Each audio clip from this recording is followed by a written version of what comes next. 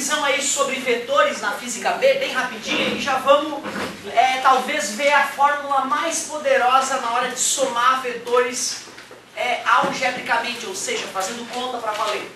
Até agora a gente já viu que o vetor representa uma grandeza vetorial, isso a gente já sabe até há tempo, né? O vetor tem a direção, tem o sentido e o tamanho do vetor indica o módulo do vetor.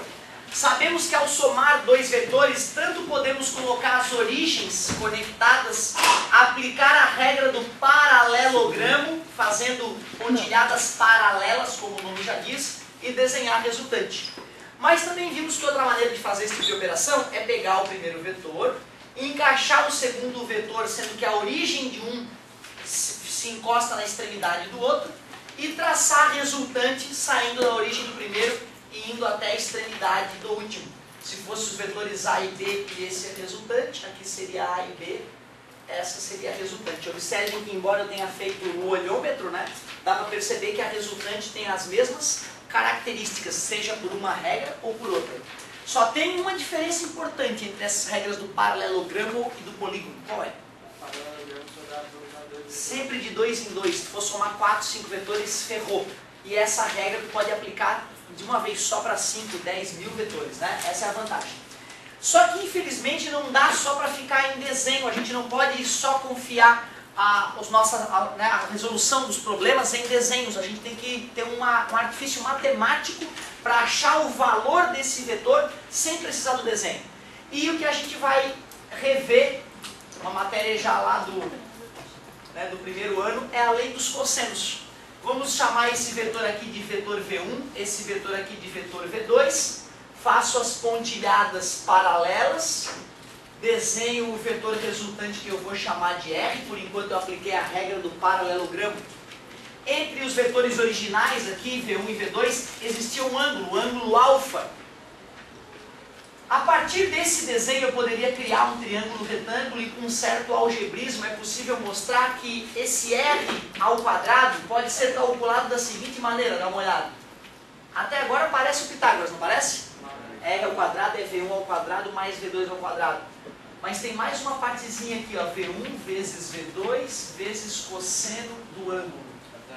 Essa lei aí também é usada na matemática, né? Ela também tem esse nome na matemática, a lei dos cossenos. A única diferença é que a lei dos cossenos da matemática é para triângulos,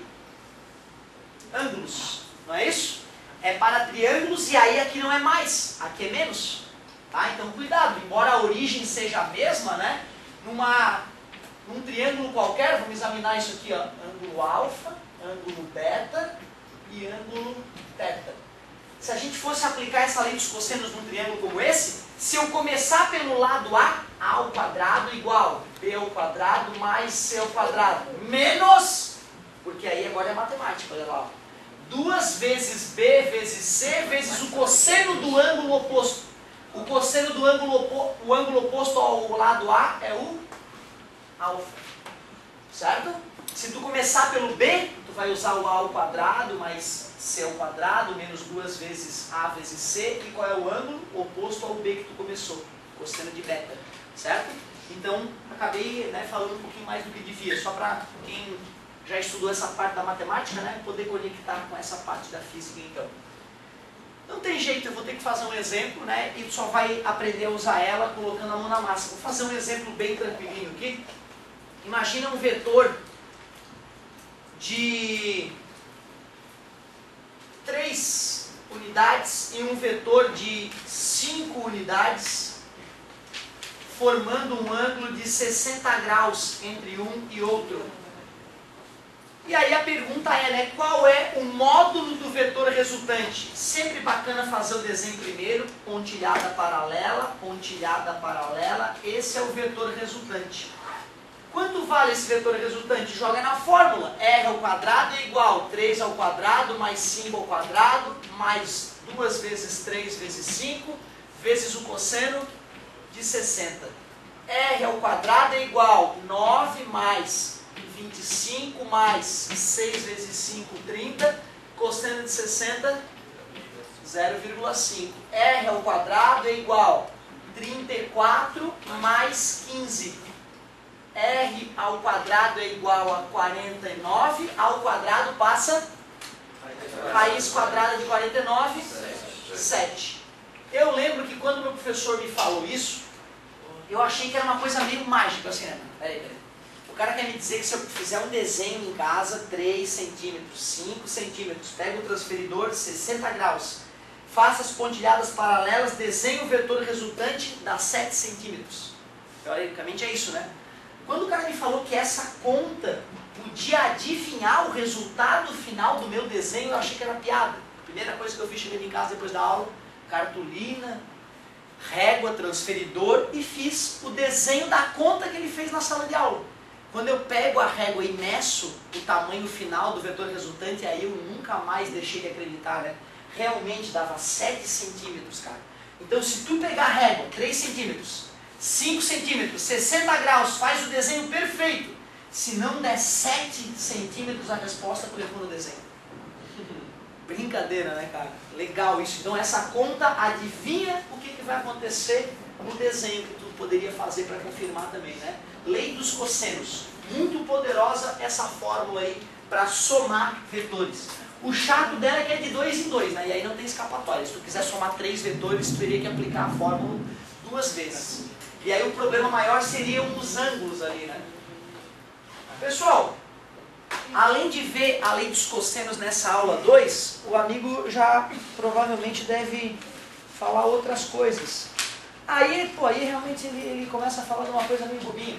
Olha só, vê se tu concorda comigo. Pego 2 vetores, A e B. Tu concorda que dependendo do ângulo entre esses vetores A e B, o resultante pode dar maior ou menor?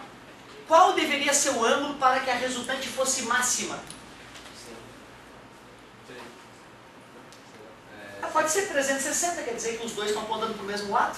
Ou 0. Se o ângulo entre as forças for 0, vai dar as duas forças apontando para o mesmo lado, dá o maior módulo possível, não é? E qual poderia ser o menor módulo? Que ângulo teríamos? 70 graus, um apontando para um lado, outra apontando para o outro. Nós precisaríamos usar a fórmula no caso do ângulo 0 ou 180? Valeria a pena? Mas funciona, tá? Se tu quiser usar, vai funcionar. Só que é loucura, né? Muito melhor só somar ou só subtrair. Outro ângulo que nós não precisamos usar a fórmula toda. 90 graus, porque quando for 90 graus a gente usa Pitágoras, claro, o cosseno de 90 é 0. Zera toda essa parte e fica Pitágoras, não fica? Por isso que essa fórmula é foda, cara. Ela funciona em todos os casos. Não interessa se está assim, assim, assim ou assado, a fórmula funciona. Só que é bacana o cara ter essa noção, né? Que quando os vetores têm mesma direção e mesmo sentido é só somar.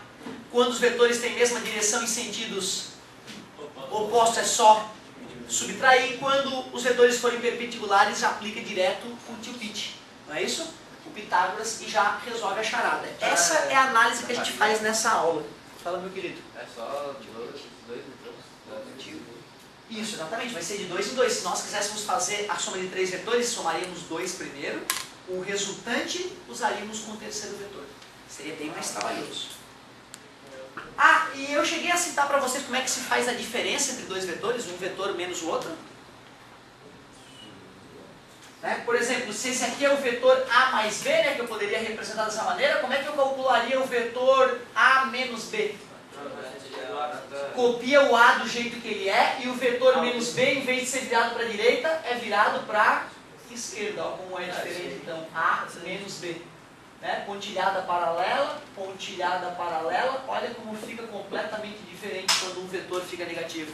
Então o que é subtrair vetores? É pegar um vetor e somar com o outro negativado. Ou seja, é somar com o outro no sentido oposto. É isso que é subtrair vetores, né? Nada demais. Ali, por exemplo, se A e B desce o 7 lá que tu falou, faz mais A e menos B seria menos 7. Não, na verdade essa fórmula ela trabalha com módulo apenas, até porque A ao quadrado passa a raiz quadrada, se não for raiz quadrada do número positivo a gente não vai conseguir fazer, né? Certo? Então na verdade daria 7. Daria 7, só que o desenho é que indicaria que é para um lado oposto, né? Para um outro lado que esse vetor aponta. Eu teria que fazer um negócio assim. Não, ele quer dizer o seguinte, ó, se a gente fosse inverter os dois, o A e o B, ó, né? O A e o B, a resposta seria assim, né? Exatamente no sentido oposto do A mais B. Menos A menos B vai dar exatamente no sentido oposto, né, do A mais B. Certo? Vai inverter os dois. Quer ver? Eu vou fazer um desenho mais claro aqui.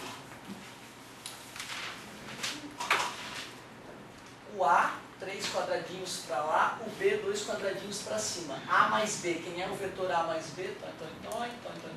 Esse é o resultante. Menos A, esse é o menos A.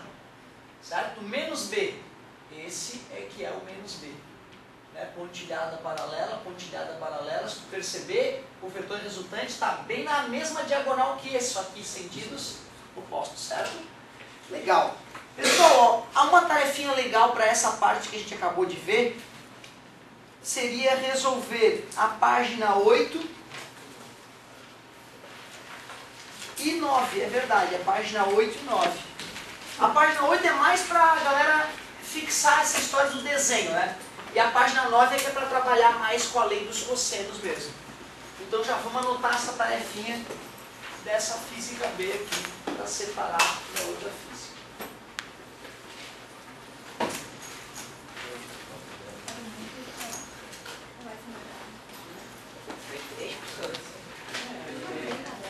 Isso, aliás, é B2, isso aqui é B3?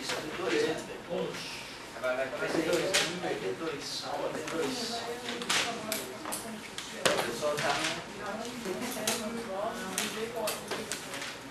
Olha, amigo, vou te dizer, cara, que dá vontade já também de aproveitar e revisar a decomposição, né, de vetores. Pode ser, mas... Pode ser? Vamos tocar ficha. Obrigado, amigo. Desculpa, enquanto terminar, poxa. Não, é bom a gente dar uma agilizadinha e ficar só em exercício, cara, que o exercício é que manda, né, cara? O exercício é que faz a diferença, não tem jeito.